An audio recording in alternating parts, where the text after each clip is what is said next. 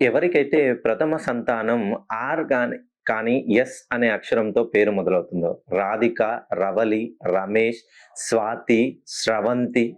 So ఈ are కానీ, yes గాని, అమ్మాయి గాని, అబ్బాయి గాని నా దగ్గరికి నందిగామ నుండి రాకేష్ అనే ఒక చిన్న వ్యవసాయ కూలీ నుండి వచ్చాడు. ఆయనకి ఇద్దరు సంతానం. ప్రథమంగా అమ్మాయి, తర్వాత అబ్బాయి.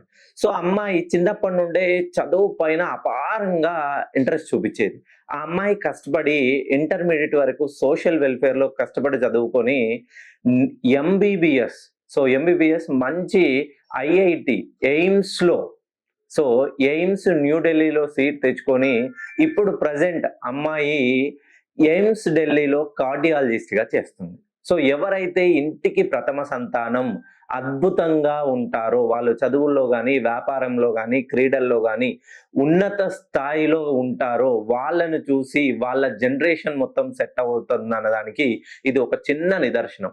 మీ ఇంట్లో ప్రథమ సంతానం చదువుల్లో గాని, వ్యాపారంలో గాని, ఉద్యోగాల్లో గాని స్థిరంగా నిలదొక్కుకోవాలనుకుంటున్నారా?